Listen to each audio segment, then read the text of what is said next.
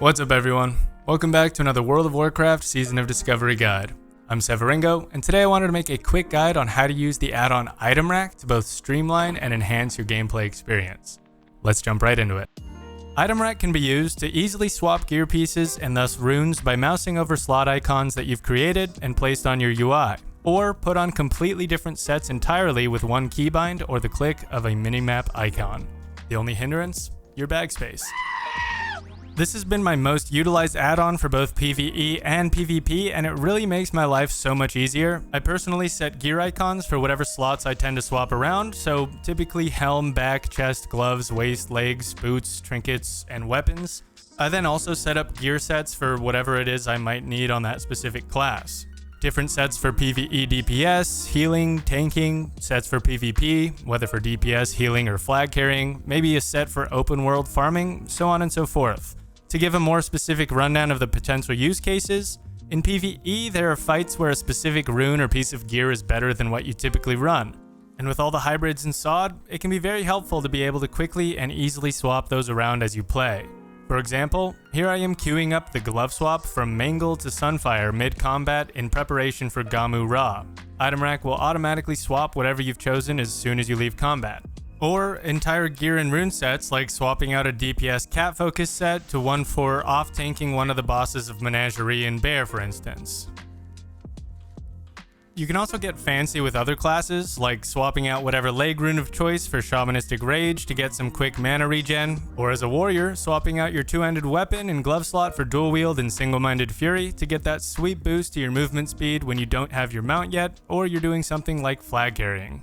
For PvP, there are just as many use cases, swapping trinkets as they go on cooldown, switching headpieces for Cat's Eye Ultra Goggles to spot a stealthy, Gnomish Mind Control cap or Goblin Rocket Helm depending on the situation you're in, swapping to your Parachute Cloak to jump from LM to BS, or your boots for Goblin/Gnomish Rocket Boots. ItemRack is essential for streamlining the way I play, especially when the best gear to use in PvP changes on a moment-to-moment basis. In this instance here, swapping to my Cat's Eye goggles allowed me to find a stealth rogue and get the sap off to ultimately allow me to cap Lumbermill. Now that you know what ItemRack can be helpful for, let's dive into how to actually set it up and use it. Download the add-on through whichever means you prefer. I personally use the CurseForge app, but I know other people might like doing it differently.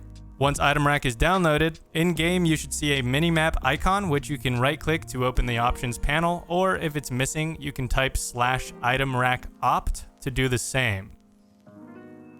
To make a set, go down each slot and choose the gear you want specifically. If I wanted to make a tanking set, I would maybe add gear with more stamina. If you don't want the add-on to swap a piece, click that piece off where it will darken as so.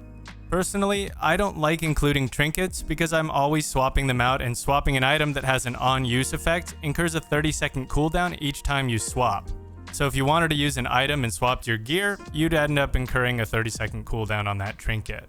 In order to make the little button icons, hold the Alt key and left-click on the slot you wish to make a button for. A little button will appear in the middle of your screen, and if you hold Alt while hovering over it, you can do things like unlock and lock it so you can move its position, delete it entirely, open the options panel, or even configure it to auto-queue pieces of gear depending on certain factors.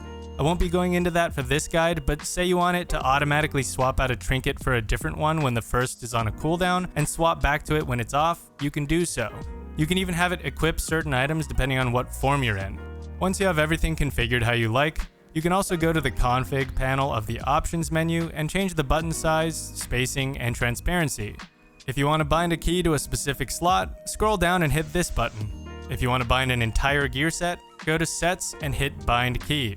You can also choose if you want to show or hide your helm and cloak, which I've always liked because in PvP you should never show your helm as it gives away a lot of information to your enemy, like if they should be expecting to be Goblin Rocket Helmed. And there you have it. This info was requested by a multitude of you in the comments of my recent PvP guide, so I hope it's helpful.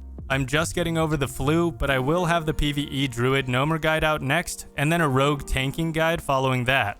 I also will be putting out a Rogue PvP guide because Arathi Basin is one of my favorite things in WoW, and that was the second most requested video from my poll at the end of Phase 1. If you want to hang out with me live, where I'm always happy to answer any questions and give a POV to raiding in a speedrunning guild or PvPing, give my Twitch account a follow. I've streamed a few times now, and I've really enjoyed hanging out with the people who've tuned in. Tuesdays are raid days, and I plan to add more days to the schedule soon. Thank you so much for watching as always. If you want to support the channel and my continued effort in getting videos out, it would mean the world to me if you liked the video, left a comment, or subscribed. Please also let me know of any other videos you'd like to see, and I'll do my absolute best to get them out for you.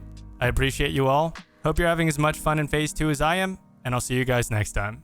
Peace.